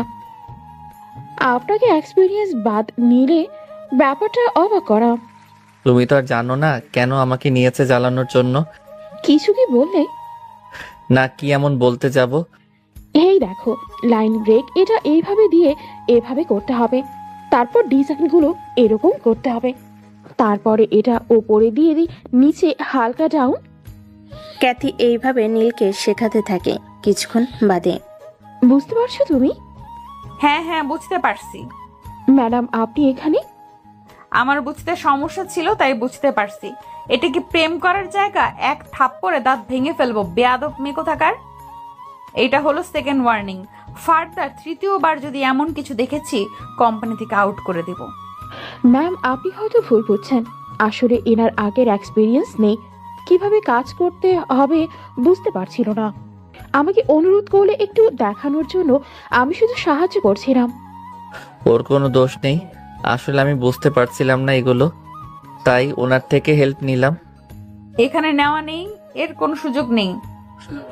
আরে তুমি ভুল বুঝতেছো। হয়েছে এই মেয়ে, তুমি এখন যাও। কি ব্যাপার মিস্টার দেওয়ানা, এখানে এসে লুচ্চামি শুরু করছো? কথার উত্তরে কোনো প্রত্যুত্তর নেই। রাগে গজগজ করতে করতে নীলের হাত টেবিলের উপর ছিল, তার উপরে কলমের উল্টো পেট দিয়ে জোরে একটা আঘাত করে সেখান থেকে চলে যায়। নীলের হাতটা কেমন যেন থেতলে যায়, হাতটা ব্যথা করতে শুরু করে। সে চুপচাপ হাত ধরে বসে আছে। ও মা গো। আমি ওখান থেকে নিজের রুমে এসে বসে প্রশান্তিময় হাসতে থাকি। এ কি মেয়ের পাল্লায় পড়লাম রে বাবা, এমন একটা জায়গায় ফেসে গেলাম, না ডানে যাইতে পারতেছি না বামে যাইতে পারতেছি, না সামনে পিছনে। এরই মাঝে যার ফোনটা বেজে ওঠে। হ্যাঁ মা বলো। বাসায় আসবে কখন? এই তো একটু পরে অফিস থেকে বেরোবো। আব্বুর কি অবস্থা? সে তো ওখানে বসেই আছে, শরীরের অবস্থা আগে থেকে মোটামুটি ভালো। বাবাকে দাও তো। এই নাও, তোমার মেয়ের কথা বলবে। হ্যাঁ মা বল, অফিসের সব ঠিকঠাক আছে? হ্যাঁ, সবকিছু ঠিকঠাক ভাবে গুছিয়ে রাখছি। তুমি কবে ভালো হবে বলো তো? অফিসের এই প্যারা, এত সব দেখাশোনা আমার জন্য কষ্ট হয়ে যাচ্ছে। কিছু করার নেই মা, আমি যতদিন সুস্থ না হচ্ছি ততদিন তোকেই দেখতে হবে। এখনকার মানুষের উপর বিশ্বাস নেই, বুঝিসই তো। তা অবশ্য ঠিক। তাহলে ফোনটা রাখো, একটু পরে বের হওয়ার সময় কল দিচ্ছি। এভাবে দেখতে দেখতে দুপুর পেরিয়ে বিকেল। ম্যাডাম ডাকছেন। দ্রুত ওই নতুন যে জয়েন করেছে না নীল নামে, তার থেকে ফাইলগুলো নিয়ে এসো। 1 মিনিট, তাকেই দিয়ে যেতে বলো। আচ্ছা ম্যাডাম। তারপর আমি ম্যাডামের ওখান থেকে গিয়ে নীল স্যারের কাছে গিয়ে বললাম, স্যার আসবো? হ্যাঁ বলো। ম্যাডাম সমস্ত ফাইল নিয়ে আপনাকে তার ক্যাবিনে যেতে বলল। আচ্ছা ঠিক আছে। নীলের একটা হাত পুরো ব্যথাতে অবস্থা খারাপ। কোনোভাবে ফাইলগুলো ধরে যারা কেবিনে পৌঁছায়। কি ব্যাপার, মাত্র 6টা ফাইল কেন? বাকিগুলো কোথায়? আসলে আমার হাতের অবস্থা ভালো না, তাই দ্রুত কাজ করতে পারিনি। বাকি ফাইলগুলো কালকে দিব। কখনোই সম্ভব না, রাত্রের ডকুমেন্টস গুলো সাবমিট করতে হবে। কোনো ফাঁকিবাজি আমার অফিসে চলবে না। সবার ছুটি হয়ে গেলেও তুমি থাকবে। কাজ শেষ করে রাত 10টা বাজুক 1টা বাজুক তাতে আমার যায় আসে না। কাজ শেষ করে বাসায় যাবে। যারা কোনভাবে নীল যারাকে ডাকলো। যারা এই সকল ভাবভঙ্গিময় কোনো কাজ হবে না, ফাইলগুলো শেষ করে তারপরে যাবে। আচ্ছা ঠিক আছে। আর কোনো কথা না বলে সে চুপচাপ ফাইল নিয়ে গিয়ে কাজ করতে থাকে। আর এদিকে যারা অফিস থেকে বের হয়ে তার বাসার উদ্দেশ্যে রওনা দেয়। কিছুক্ষণ বাদে যারা বাসায় পৌঁছে যায়। অন্যদিকে ফাইলগুলো দেখতে থাকে নীল। তার ফাইলগুলো শেষ করতে করতে রাত 10টা বাজে। এরপর সব ডকুমেন্ট জমা দিয়ে অফিস থেকে বের হয়ে যায়। তার পিঠটা যেন লেগে গেছে, কিছুতে হাঁটতে পারছে না। সে কখনো একটা না এতক্ষণ বসে থাকেনি। কিছুটা হেঁটে বন্ধুদের আড্ডাখানে চলে যায়। অন্যদিকে কিরে, কি অবস্থা তোর? আরে অবস্থা ভালো না। একদিকে আব্বুর অসুস্থতা, তার উপরে অত বড় অফিস সম্পূর্ণ আমাকে দেখাশোনা করা লাগছে। আঙ্কেল ঠিক সুস্থ হয়ে যাবে। এখন তুই ছাড়া তো আর কোনো ছেলেও নেই যে তার উপরে দায়িত্ব দিবে। সেটা ব্যাপার না, ব্যাপার হচ্ছে ওই নীল আমার অফিসে চাকরি করে। কবে জয়েন হলো? আরে আজকে ফার্স্ট। ওকে চাকরি দিলি? আমার মতে ওকে জবটা না দেওয়াই উচিত ছিল। মনে আছে ক্যাম্পাস লাইফে এমন কি নাই যে করে নাই? হাত পা জড়িয়ে ধুলি সবার সামনে, তারপরও বিন্দুমাত্র মায়া দয়া কাজ করেনি তার। ওর চাকরিটা দিয়েছি শুধু প্রতিশোধ নেওয়ার জন্য। এখন কিভাবে কি করব তাই বল। প্রচুর পরিমাণ কাজ দিয়ে এত পরিমাণ কাজের চাপ দিই, ফলাই সব করে ফেলে। একটু আগে ওয়ার্ড বয় ফোন করে আমাকে বলল যতগুলো ফাইল দিছি ওর শেষ করতে করতে সারা রাত লাগার কথা, 10টার মধ্যে কমপ্লিট করে দিচ্ছে। আরে এইভাবে সাইজ করা যাবে নাকি? ওকে ওকে সাইজ করতে হলে অন্যভাবে মারবি। শোন, এমন এমন করবি। তোর মাথায় এত বুদ্ধি কিভাবে আসে? দেখতে হবে না বন্ধু টাকার? হাজার হলেও ও একটা সময় না একটা সময় তোকে ভালোবাসতো। ওর সামনে যখন এগুলো ঘটবে অবশ্যই কষ্ট পাবে। দারুণ আইডিয়া দিছিস। কি রে ভাইয়া, তোর শরীর চোখ মুখের এই অবস্থা কেন? দিন দিন কেমন হয়ে যাচ্ছিস? আগে তো এমন ছিলি না। ও তেমন কিছু না রে বোন, কাজের প্রেশার তো, তাই আস্তে আস্তে অভ্যাস হয়ে যাবে। তোর চুলের অবস্থা দেখেছিস কি পরিমাণ চুল পড়ছে? সমস্যা নাই, ঠিক হয়ে যাবে। সত্যি করে বলবি ভাইয়া, তোর কি হয়েছে? কাজের চাপে কখনো কারো চুল পড়ে না, চোখের নিচে কালো দাগ না হয় মানলাম ঘুমের জন্য, কিন্তু ওরে আমার পিচ্চি বোন, তোর ভাইয়ের কিচ্ছু হয়নি। নতুন চাকরি তো আগে কখনো তেমন করা হয়নি, তাই একটু কষ্ট হয়ে যাচ্ছে আর কি। দিন দিন অভ্যাস হয়ে যাবে। আচ্ছা থাক, আমার অফিসের দেরি হয়ে যাচ্ছে। আমিও স্কুলে যাব, যাওয়ার সময় আমাকে নামিয়ে দিয়ে যা। আচ্ছা চলো, যাওয়ার সময় তোকে নামিয়ে দিয়ে যাচ্ছি। আচ্ছা। তারপর নীল সিদ্ধার্থকে তার স্কুলে নামিয়ে দিয়ে সে তার অফিসে চলে যায়। অফিসে ঢুকতে গেটে ক্যাথির সাথে দেখা। কারোর জন্য কি ওয়েট করছিলে? হ্যাঁ, ও আচ্ছা, তাহলে আমি যাই। ওয়েট করা মানুষ তো চলে আসছে। এই যে আপনি। ও মা, এ কি কথা? কিন্তু কেন? ম্যাডাম তো আপনার সাথে আমাকে দেখলে তেরে বেগুনে জ্বলে ওঠে। আসলে আগামী সপ্তাহে আমার ভাইয়ের বিয়ে। এই নেন কার্ড, আশা করব অবশ্যই আপনি আসবেন। হ্যাঁ অবশ্যই যাব, কেন যাব না? তো চলুন এবার ভেতরে যাওয়া যাক। ওকে চলুন। এক মিনিট আপনি আগে যান, আমি পরে আসতেছি। একসাথে ঢুকলে সমস্যা হবে।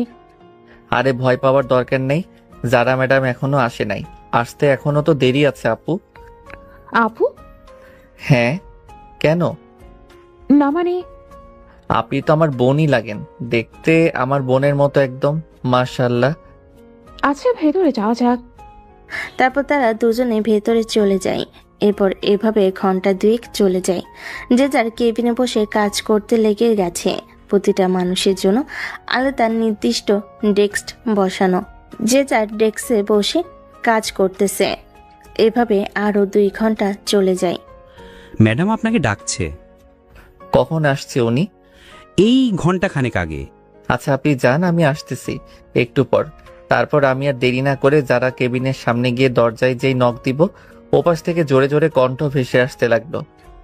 বেবি, কালকে রাতটা সেই ছিল, তুমি 3 বার ফেললে। এখন যদি বাচ্চা এসে যায়। উফ, দারুণ ছিল। আবার কবে হবে আমাদের? তোমাকে যে কেন আগে থেকে পাইনি, তাহলে আমি প্রতিদিন সুখ নিতে পারতাম। কেন যে ওই আবালের প্রেমে পড়েছিলাম? কেন আগে আসলি না রে তুই? কেন আগে আসলে না তুমি? তোমাকে আজ আর আমি অসহায়। এখন না তোমার ওইটা দেখতে ইচ্ছে করছে। একটা পিক তুলে দাও, আমাদের বিয়ে হোক আর না হোক, দুজন দুজনের মতো মজা করে যাই। কতগুলো শুনে নীলের মাথায় যেন আগুন ধরে যায়। সে জোরে দরজা এক ধাক্কা দিয়ে ভিতরে ঢুকে, তারপর তার সামনে থাকা চেয়ারটা উপরে তুলে ছুঁড়ে মারে। কাছের জানালে লেগে চুরমার করে কাজগুলো ভেঙে যায় আর বলতে থাকে, বেয়াদবের বাচ্চা, তোরে আমি পবিত্র ভাবতাম। তুই ছেলে, আমার পবিত্র ভালোবাসা। কখনো তোর হাতটা ধরে আমি অপবিত্র করিনি। সেই তুই কিভাবে পাইলি একটা ছেলের সাথে এইভাবে ফষ্টি করতে? আমার ভালোবাসার এই প্রতিদান কি করে পারলি তুই এমন জঘন্য কাজ করতে? এটা তোর বাপের জায়গা না। এবার আর নিজেকে সামলাতে পারলাম না, ঠাস ঠাস করে ওর গালে 4টা চড় মেরে দিলাম। আমার শরীরের সমস্ত শক্তি দিয়ে ওকে চড় মারলাম।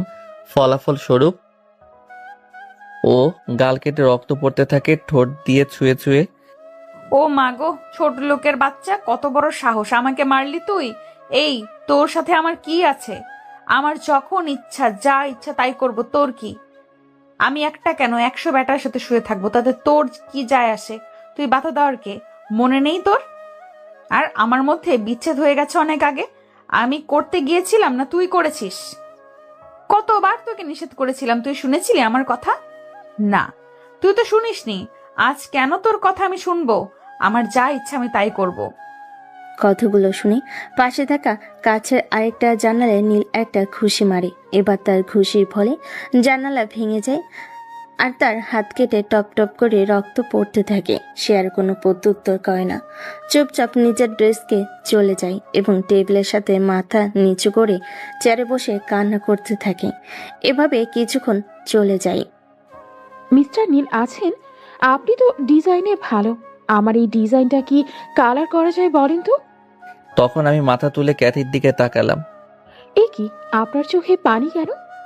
ও মা, হাতে কি অবস্থা? এভাবে রক্ত বের হলে একটু সময় রক্তের শূন্যতায় মারা যাবেন আপনি। আমি আমার ওড়না থেকে একটা সাইড কিছুটা অংশ নিলাম, তারপরে তার হাতটা জোর করে বেঁধে দিলাম। আপনাকে এক্ষুনি হসপিটালে যেতে হবে। সে তখন কোনো উত্তর না দিয়ে আমাকে পাশ কাটিয়ে উঠে ওখান থেকে চলে গেল। আমি অপলক দৃষ্টিতে তার চলে যাওয়ার দিকে তাকিয়ে আছি। আমি ওখান থেকে উঠে যে বাইরে আসতে যাব, আমার সামনে ম্যাম পড়ে। নীল কোথায়? জানি না ম্যাম, কিছু কি হয়েছে? দেখলাম নীল কান্না করতেছিল। আমি শুনেছি ছেলেরা কখনো কান্না করে না, কিন্তু যখন কষ্টের মাত্রা অতিরিক্ত বেড়ে যায় তারা নিজেকে ধরে রাখতে পারে না, না চাইতেও কান্না করে দেয়। তবে আজকে নীলের কান্না দেখে আমি সত্যি হতবাক। আজ ওর হাত দিয়ে প্রচুর পরিমাণে রক্ত বের হচ্ছিল। তাড়াহুড়ো করে আমি আমার ওড়নার একটা সাইড কিছু কাপড় ছিঁড়ে বেঁধে দিয়েছি। ওনাকে হাসপাতালে যাওয়ার কথা বলে উনি উঠে কোথায় যেন চলে গেল।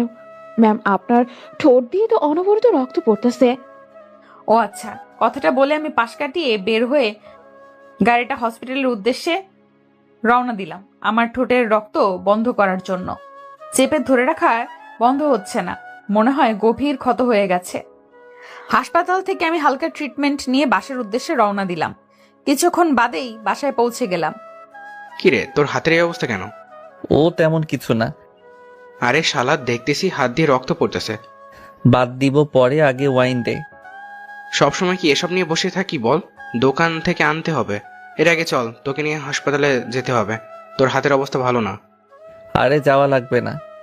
আবার কথা বলিস? কতখানি কেটে গেছে দেখছিস? আমি জানি জাকারিয়ার কথার সাথে আমি পারবো না, তাই আর কোনো প্রত্যুত্তর না দিয়ে তার সাথে হাসপাতালে গেলাম। হাসপাতাল থেকে হাতে 2টা সেলাই দিয়ে ব্যান্ডেজ করে দিল। সেলাই করতে যত না ব্যথা করছে তার থেকে বেশি তীব্র যন্ত্রণা যেন আমার বুকের মধ্যে চলতেছে। ভালোবাসার পরিণাম কি এমনই ব্যথা? তারপর জাকারিয়া তার সাথে করে নিয়ে আমাকে বাসায় পৌঁছে দেয়। চিন্তা করিস না, সব ঠিক হয়ে যাবে। আর শোন, ওষুধগুলো ঠিক মতো খাইস। না থাক, তোকে বললে কাজ হবে না। আন্টি বা তোর বোনকে বলেই যায়। কলিং বেল বাজা। আরে আমি খেয়ে নিব, সমস্যা নেই। বুঝলাম না তো, তোকে এমন দেখাচ্ছে কেন? কোনো কারণে কি তুই খুব টেনশনে আছিস? তোর মুখের ফেসটা কেমন বদলে গেছে। তোকে বাজাতে হবে না, আমি বাজাচ্ছি। তারপরে আমি কলিং বেল বাজালাম। কলিং বেল দিতে কিছুক্ষণ পর দরজাটা খুলে যায়। কিরে ভাই, তোর কি অবস্থা? এমন অবস্থা কিভাবে হলো? হাতে ব্যান্ডেজ কেন? ও তেমন কিছু না, ছোট্ট একটা অ্যাক্সিডেন্ট। তাই বলে এতখানি ব্যান্ডেজ? চিন্তা করিও না আপু, ঠিক হয়ে যাবে। আর এই যে ওষুধের প্রেসক্রিপশন, ঠিকমতো ওষুধ খাইয়ে দিও। ওরে বললে তো খাবে না, তাই তোমাকে বলে গেলাম।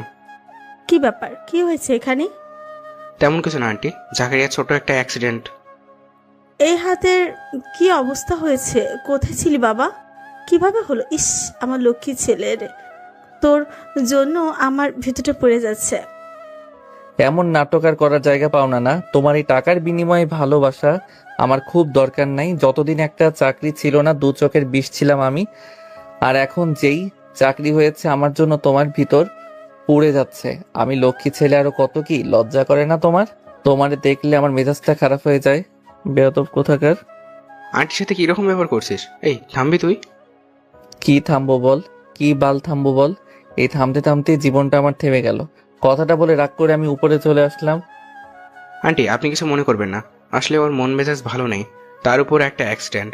সব মিলে ও ডিপ্রেশন থেকে কি বলছে তার ঠিক নাই। না বাবা, আমি কিছু মনে করিনি। তারপর আমি ওখান থেকে চলে আসলাম। তারপরে বাসার দিকে রওনা দিলাম। জাকারিয়া চলে যায় তার বাসায়। এদিকে সিদ্রাতুল তার মাকে সান্ত্বনা দেওয়ার ট্রাই করতেছে। তার ছেলের এমন কথাগুলো যেন কিছুতেই হজম করতে পারছে না। তখনই কি হয়েছে রে, তোর মার এত মন খারাপ কেন? সিদ্রাতুল সবকিছু তার আব্বুকে খুলে বলে। ঠিকই তো আছে, কেন ছেলেপেলের আরেকটু সময় দেওয়া যায় না? সারা জীবন শুধু খোটার উপরে রাখবা? কাজ শেষ বয়সে তোমাকে মধুর মধুর কথা বলবে, তুমি আশা করো কিভাবে? লজ্জা করে না? ভাগ্য ভালো আমাদের ছেলেটা ভালো, আর একটু সময় দিতে তুমি তুমি কি ভুলে গেছো প্রতিনিয়ত ওর সাথে কি ব্যবহার করছো? যে ব্যবহার করে সে ভুলে গেলেও যার সাথে ব্যবহারটা হয় সে কখনো ভোলে না। তাই কথাবার্তা বললে হিসাব করে বলা উচিত। তুমি এখন আমাকে কথা শোনাচ্ছ? এই বাসায় আমার শান্তি কোথায়? আমি না থাকলেই হয়তো ভালো হতো। তারপর নীলের মাতা নিজের রুমে চলে যায় কান্না করতে করতে। অন্যদিকে বাবা বাবা কোথায় তুমি? ওপরে মা, কি হয়েছে? আমাদের কোম্পানির একটা এমপ্লয়ের আজ। সেটা পরে বলি, আগে বল তোর ঠোঁট কেন কাটলো আর মুখে কেমন ফোলা ফোলা লাগছে, কি হয়েছে মা তোর? বাড়ির বাইরে থেকে চিৎকার করতে করতে ভেতরে আসলি, কি হয়েছে বলবি তো? আমার মেয়ের কি হলো গো, হায় আল্লাহ গো। নাকি কান্না থামাবা তুমি? কি হয়েছে বলবি তো? আমাদের কোম্পানিতে নতুন কিছু লোক নেওয়া হয়নি, ওখান থেকে একটা ছেলে আমার গায়ে আজকে হাত তুলেছে। কি?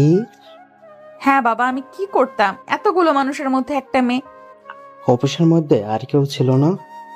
এত এত টাকা মাসে বেতন দেওয়া হয় সবাইকে, কেউ কি এর প্রতিবাদ করেনি? সবগুলোকে বের করে দিব। কত বড় স্পর্ধা, আমার মেয়ের গায়ে হাত দেয়! জীবনে প্রথম শুনলাম কোনো কর্মচারীরা তার ম্যাডামের উপর হাত তুলেছে। 1 মিনিট দাঁড়া তুই। শিকদার সাহেব পকেট থেকে ফোন বের করে কাকে যেন কল করে আর বলতে থাকে, ইন্সপেক্টর তরুণ, আপনি কোথায় এখন? আরে শিকদার সাহেব যে, কি মনে করে আজ আমাকে কল করলেন? কিভাবে সাহায্য করতে পারি আমি? কোথায় আছেন আপনি এখন? আমি তো থানাতেই আছি। একটা ছেলে আমার মেয়ের গায়ে হাত তুলেছে, ছেলেটাকে তুলে নিয়ে গিয়ে এমন ভাবে মারবেন যেন ভবিষ্যতে কারোর সাথে এমন করতে গেলে দুবার ভাবে।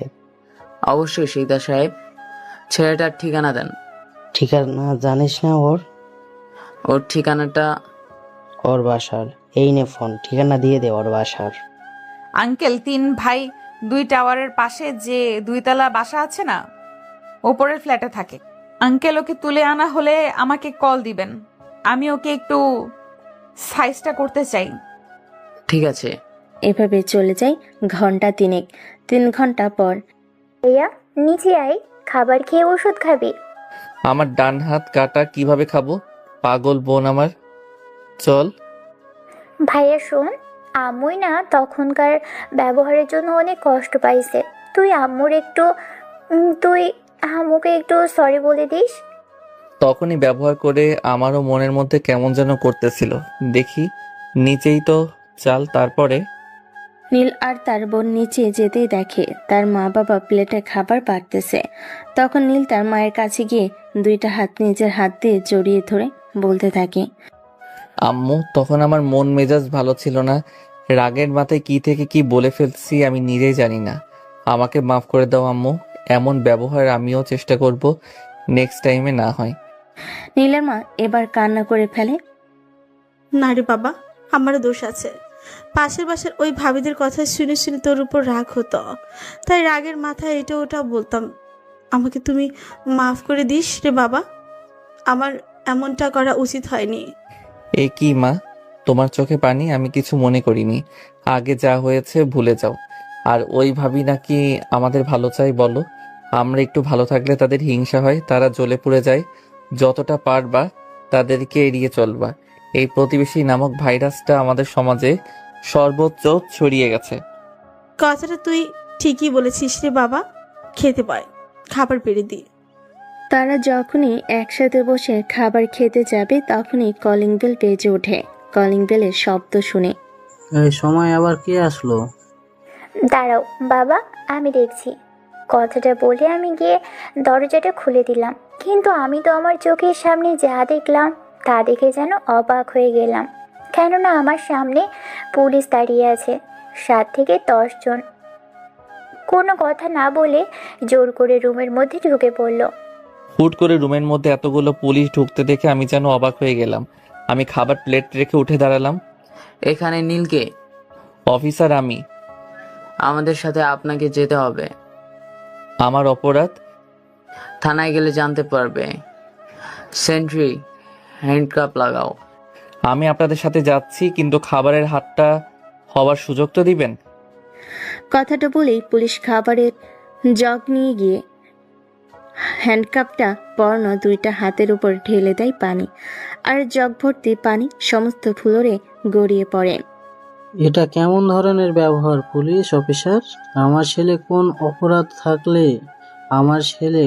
অপরাধ থাকলে আপনাকে বলতে হবে, প্রমাণ দিতে হবে এবং নিয়ে যেতে হবে। তারপরে এখানে আমরা যাই বলবো তাই হবে, কারো অর্ডারে আমরা চলি না।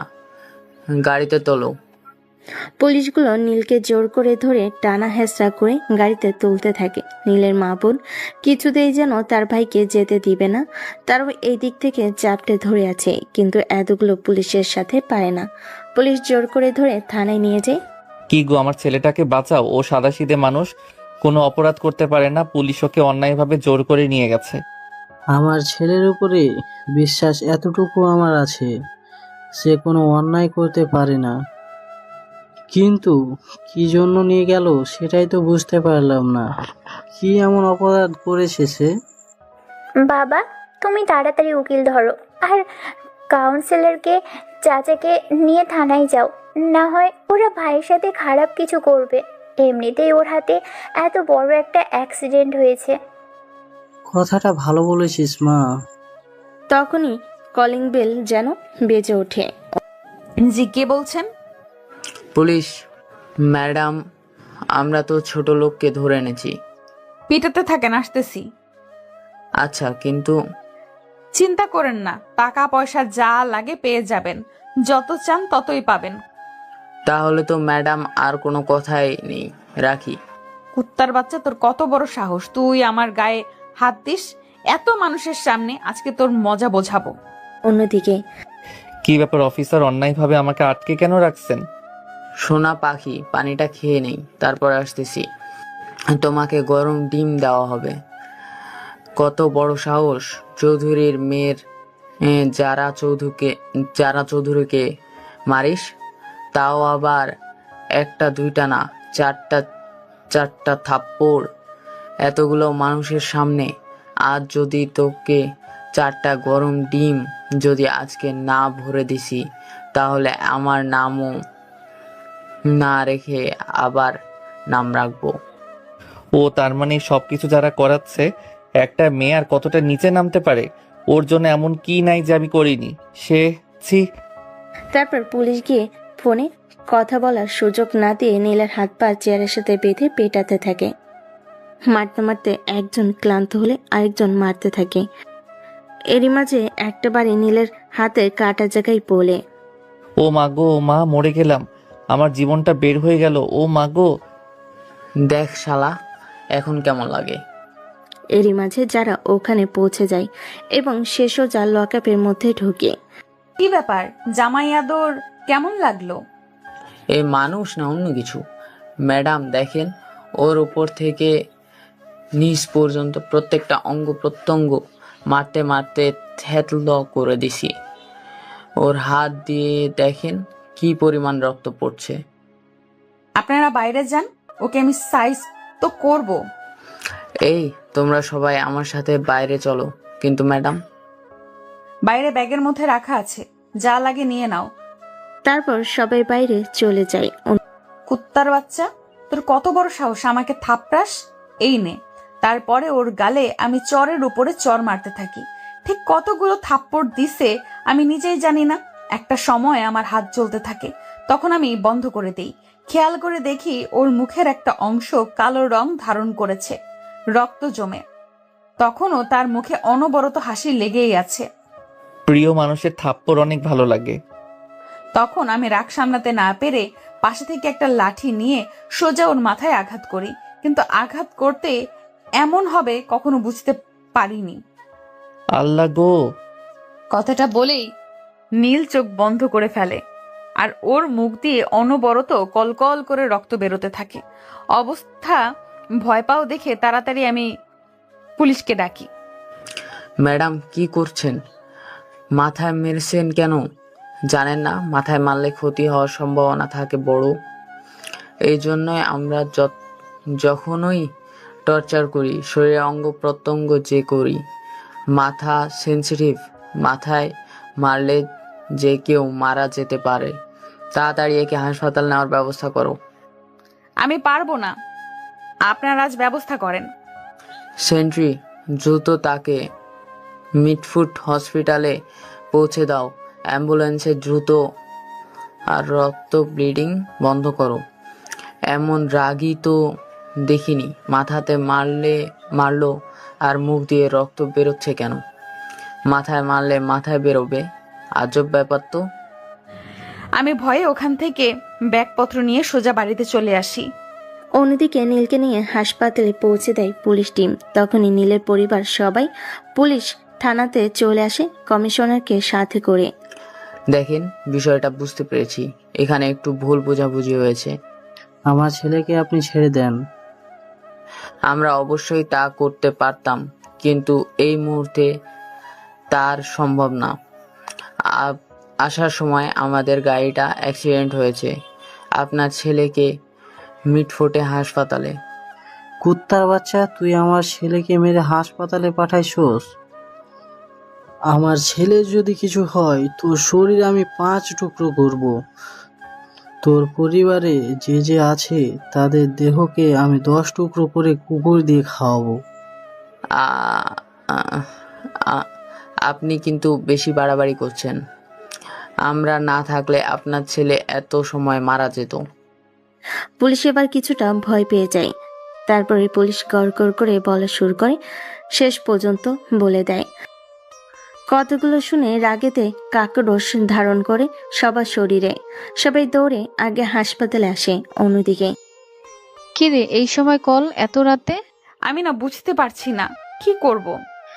কেন, কি হয়েছে? চাইলে সবকিছু আমাকে শেয়ার করতে পারিস। আমি আর হেয়ালি না করে শুরু থেকে শেষ পর্যন্ত সবকিছু তাকে খুলে বলি।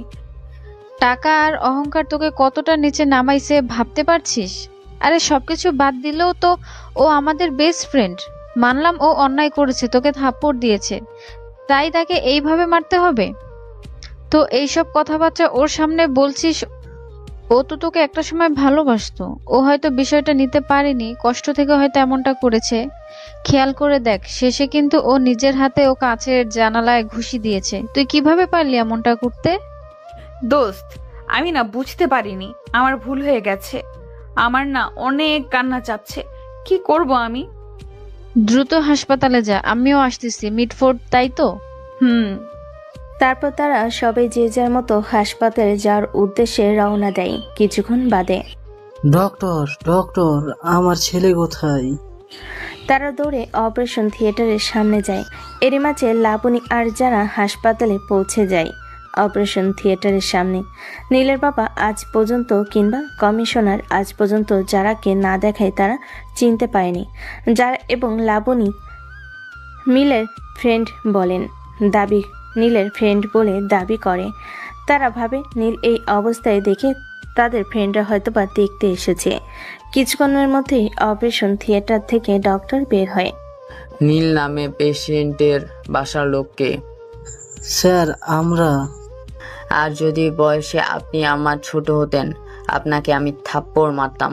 প্রথম কথা, এমন একটা ক্রিটিক্যাল রোগীকে আপনারা কিভাবে এমন টর্চার করতে পারেন?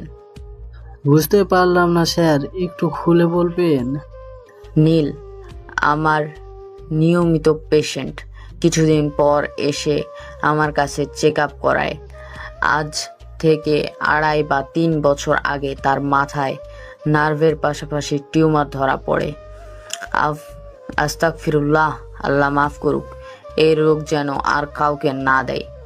এমন জায়গায় টিউমার, এত ক্রিটিক্যাল অবস্থা যে আমরা তাকে ইমিডিয়েটলি বলি যে অপারেশন করতে হবে। খরচ লাগবে 15 লাখ। পেশেন্ট কোনোভাবে অপারেশন করতে রাজি না, কেননা তার বাঁচার চান্স মাত্র 5%। সে বলতো এমনিতেই যে কয়দিন আছি এমনি এভাবে দুনিয়াটা দেখে যাই। আমরা খেয়াল করেছি ইদানিং তার মাথায় প্রচুর পরিমাণ চাপ পড়েছে এবং রাত্রে ঠিক মতো ঘুম হয় না এবং শরীরে বিভিন্ন অঙ্গে এমনভাবে মেরে থেতলে দিয়েছেন যে যা বলার আর অবকাশ থাকে না। আর বিশেষ করে একটা বাড়ি তার মাথায় পেছনের সাইডে লেগেছে, একবারে টিউমারের জায়গায় আঘাত হয়েছে। 24 ঘন্টার মধ্যে ইমিডিয়েটলি অপারেশন করা লাগবে। যদি বলেন আমার কাছে রোগীর বাঁচার চান্স কত, তাহলে আমি বলবো 99.99 বাঁচার চান্স নেই, শুধু 0.01% বাঁচার চান্স আছে। এখন কথা হচ্ছে এতদিন ওষুধের মাধ্যমে সে সারভাইভ করে গেছে। দ্রুত কাউন্টারের টাকা জোগাড় করুন, আমরা খুব দ্রুতই অপারেশন করব। বাকিটা আল্লাহর হাতে, তিনি চাইলে বাঁচবে আর না চাইলে আই এম সরি। না, কথাটা বলে অজ্ঞান হয়ে যায়। যারা ওখানে বসে নীরবে কাঁপতে থাকে। সে এত সময় বুঝে গেছে নীল কেন তাকে ছেড়ে গেছে। এতদিন পর তার প্রতি ভুল ধারণা, তার প্রতি রাক্ষোভ এখন যেন তাকে কুড়ে কুড়ে খাচ্ছে। যারা হাওমাও করে কাঁদতে কাঁদতে হাসপাতাল থেকে দৌড় দেয়। লাবণী তার পিছনে দৌড় দেয়। হাসপাতালের বাইরে এসে লাবণী যারাকে জাপটে ধরে। দোস্ত, এমন করিস না প্লিজ, একটু শান্ত হ, ভাবতে দে। আমি আমার নিজের হাতে কি করলাম রে? এই হাত আমি আর রাখবো না। তার পাশে ছোট্ট করে দেওয়াল ছিল। দেওয়ালের উপরে তেলা কাটা দিয়ে এমনভাবে জয়েন্ট করা যাতে কেউ ঢুকতে না পারে। ওই তেলো কাটার উপরে জোরে জোরে নিজের হাত মারতে থাকে। তার হাত দিয়ে অনবরত রক্ত পড়তে থাকে। সে নিজেকে আর কোনোভাবে সামলাতে পারে না। সেদিকে তার ভ্রুক্ষেপ নেই, তার মাথায় শুধু এখন নীল আর নীল। এর মধ্যে সময় চলতে থাকে। নীলের বাবা পাগলের মতো টাকা গোছাতে থাকে। তার শখের বাইকটা বিক্রি করে দেয় আর গ্রামে যে জমি জমা ছিল সব বিক্রি করে দেয়। সব কিছু মিলিয়ে 7 লক্ষ টাকার মতো। এখনো অনেক টাকা বাকি। অপারেশনে আর মাত্র 6 ঘন্টা বাকি। এখনো কাউন্টারে টাকা পরিশোধ হয়নি। সে কোনো রকম কাউন্টারে এসে, বাবা এই টাকাগুলো জমা নাও, অপারেশনের পরে বাকিগুলো দিব। রোগীর নাম কি? নীল। আজকে রাতে তো অপারেশন, তাই তো? রেফার ছাড় করবে, তাই তো? টাকা তো দেওয়া হয়ে গেছে। টাকা দিল কে? সেটা বলতে নিষেধ করে গেছে, বলতে পারবো না। বাবা, তোমার হাত দুইটা ধরি প্লিজ। বলো এত বড় উপকার কে করলো? টাকা কে দিছে প্লিজ বাবা বলো। কাউন্টার ম্যানেজার তাও বলতে নারাজ। কিন্তু তাদের পরিবারে এত চাপ, এত অনুরোধ শুনতে শুনতে একটা সময় বাধ্য হয়ে বলে দেয়। জারা নামে একটা মেয়ে কেমন কান্না করতেছিল আর টাকা দিতেছিল। গায়ে কালো কালারের একটা চাদর দিয়ে মোড়ানো। আর কিছু বলতে পারবো না, এখন যান। তারা সবাই অপারেশন থিয়েটারের সামনে চলে আসে। এসে দেখে কালো কালারের চাদর দিয়ে মোড়ানো একটা মেয়ে বসে বসে কান্না করতেছে। পাশ থেকে আরেকটা মেয়ে তাকে সান্ত্বনা দিচ্ছে। মা, তোমার নাম কি যারা? যারা কান্না জড়িত মাথাটা তুলে হ্যাঁ সূচক উত্তর দেয় মাথা নেড়ে। তুমি এতগুলো টাকা কেন দিলে মা? আন্টি, এখন এসব কথা থাক না, পরে কোনো একদিন বলবো। এভাবে দেখতে দেখতে আরও চলে যায় প্রায় 5.5 ঘন্টা। এর মাঝে ডাক্তার অপারেশনে ডেস্ক পরে হাজির। আমি ও জীবনের সবচাইতে অনিশ্চিত অপারেশনে যাচ্ছি, জানি না কি হবে। দোয়া করবেন, বাকিটা আল্লাহর হাতে, সবাই দোয়া করেন। কথাটা বলে ডাক্তার অপারেশন রুমে প্রবেশ করে। এদিকে সবার চোখে পানি, যার জন্য কাঁদতে কাঁদতে পাগল প্রায়। এজন্যই মানুষ বলে সবসময় চোখের সামনে যেটা দেখা যায় সেটা নাও হতে পারে। সময় থাকতে সময়ের মূল্য দিতে হয়। অসময়ে সময়ের মূল্য দিয়ে তা কোনো কাজে আসে না। যে চোখের পানিগুলো মানুষটা থাকতে দেখানোর কথা ছিল, সেই চোখের পানি মানুষটা যখনই তখন পড়তেছে। এই চোখের পানি কি আদৌ মূল্য আছে? বাস্তবতা করুণ ভয়াবহ। এভাবে দেখতে দেখতে 3টা ঘন্টা চলে যায়। 3 ঘন্টা পর ডাক্তার অপারেশন রুম থেকে বের হয়। যারা এক দৌড়ে লাফ মেরে গিয়ে ডক্টরের পায়ে পড়ে যায়। ডক্টর, আমার নীল কেমন আছে? এমন কোনো কথা বলবি না যেটা আমি শুনতে চাই না। আপনারা শান্ত হন। অপারেশন সাকসেসফুল, আলহামদুলিল্লাহ। আল্লাহর অশেষ রহমতে, তার লক্ষ কোটি শুক্রিয়ায়। তবে খারাপ খবর হচ্ছে রোগী কোমায় চলে গেছে। তবে সে আউট অফ ডেঞ্জার। সে কোমা থেকে কবে ফিরবে তাও আমি নিশ্চিত না। তবে রোগীটাকে বাঁচাতে পেরে আমি সত্যিই খুশি। বিগত 2 বছরের প্রচেষ্টা আজকে সফলতা পেল। তবে অপারেশনটা আগে করলে আর এমন ক্রিটিক্যাল পরিবেশ না হলে বিষয়টা ভিন্ন হতে পারত। আগামী 1 মাস রোগীকে হাসপাতালে রাখতে হবে। অবস্থা যখন ভালো হবে তখন রিলিজ করে দেওয়া হবে। তবে রোগীর এখন টোটালি বেড রেস্ট, যত্ন, হাতে পায়ে মাসাজ করা, সুন্দর সুন্দর সময় উপহার দিতে হবে যাতে সে ভিতর থেকে ভালো হওয়ার চেষ্টা করে এবং কোমা থেকে ফিরে আসে। যারা এখন উঠে দাঁড়িয়ে লাবণীকে ধরে কাঁদতে থাকে। তারপরে যারা কি যেন মনে পড়ে, সে ওখান থেকে দৌড়ে বের হয়, রিক্সা নিয়ে একটা নির্দিষ্ট গন্তব্যের দিকে রওনা দেয়। তখনই আচ্ছা মা, তুমি বলো তো, ওই মেয়েটা এমন করলো কেন, আর এমনই করছে কেন? মা বলো না, কেন এমন করছো? আসলে তেমন কিছু না। না মা, আমরা কাউন্টার থেকে শুনেছি ওই মেয়েটাই অপারেশনে টাকা দিছে, কিন্তু কেন করলো? আন্টি, ও হলো চৌধুরী ইন্ডাস্ট্রিয়াল কোম্পানির মালিকের একমাত্র মেয়ে যারা চৌধুরী। নীল যে কোম্পানিতে কাজ করতো না, এদের কোম্পানিতেই। তবে আমরা সবাই একসাথে পড়াশোনা করেছি, সে কলেজ লাইফ থেকে ইউনিভার্সিটি লাইফ সব একসাথে। তখন ওদের মধ্যে একটা সম্পর্ক হয়। তবে যতটুকু এখন বুঝেছি, নীলের এই রোগটা ধরা পড়ার পর নীল জারার থেকে নিজেকে আলাদা করে নেয়। এরপরে এক একে সমস্ত ঘটনা খুলে বলে লাবণী, শুরু থেকে শেষ পর্যন্ত। আন্টি প্লিজ, আঙ্কেল প্লিজ, ওর উপরে রাগ করবেন না। ও সত্যি অনুতপ্ত। আর কি পরিমাণ কষ্টের মধ্যে আছে আপনারা তো দেখতেই পাচ্ছেন। ও সুন্দর জীবনটা কেমন যেন অসুন্দর অগোছালো হয়ে গেছে। ও নিজে বাঁচতে চাইছে না, বারবার সুইসাইড করতে যাচ্ছে। ওকে আর কষ্ট দিয়ে কোনো কথা বললেন না প্লিজ। আমি ওর হয়ে আপনাদের কাছে মাফ চাচ্ছি। অন্যদিকে যারা সোজা নীলদের বাসায় চলে যায়। বাসায় গিয়ে কলিং বেল বাজাতেই সিদ্রাতুল দরজা খুলে দেয়। মামুনি, নীলের রুমটা কোন দিকে? ভাইয়া তো এখন হসপিটালে, ভাইয়ের অপারেশন।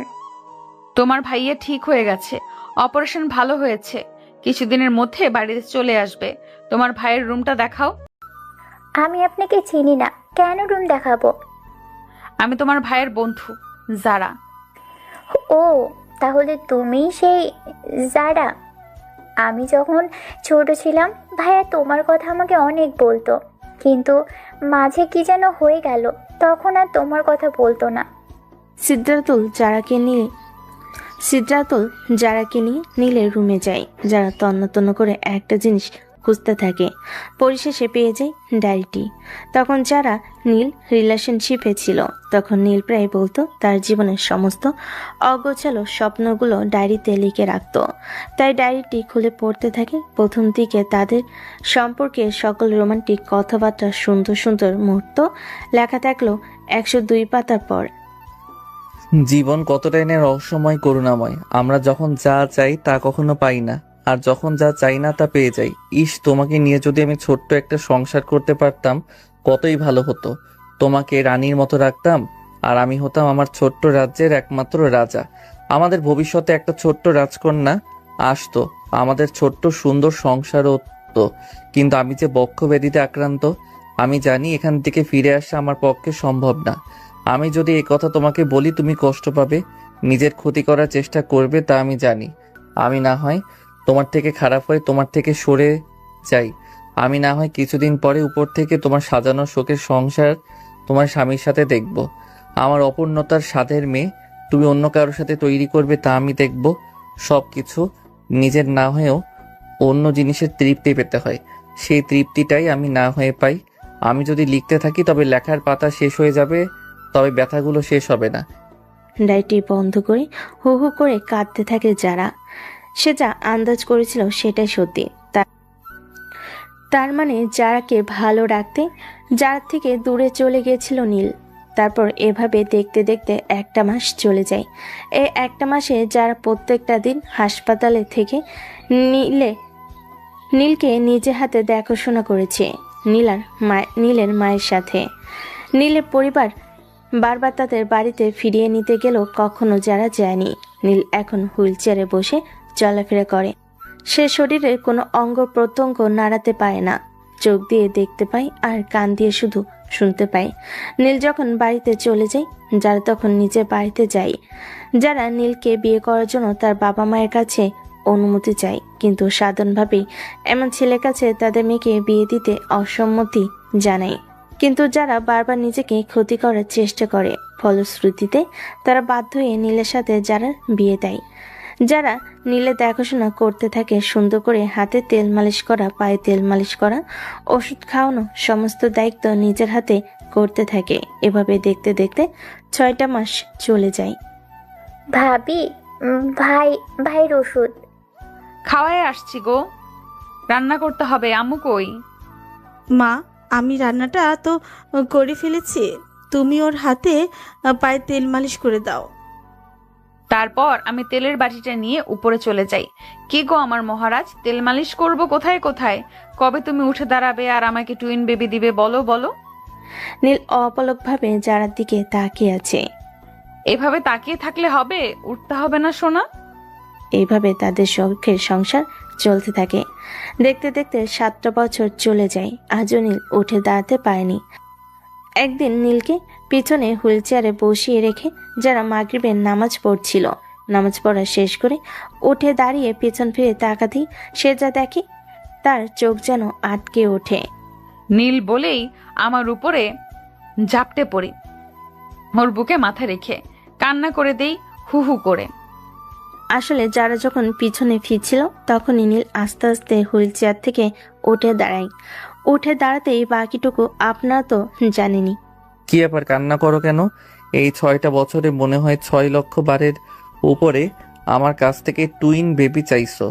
আজকে টুইন বেবি দিতে হবে না তোমাকে। আর তোমাকে ধন্যবাদ আমার অর্ধাঙ্গিনী। তোমার এই যত্নকে আর ভালোবাসা না পেলে হয়তো আমি এত দ্রুত কখনোই উঠে দাঁড়াতে পারতাম না। ভাবি, কি হলো? তুমি একা একা কার সাথে কথা বলো?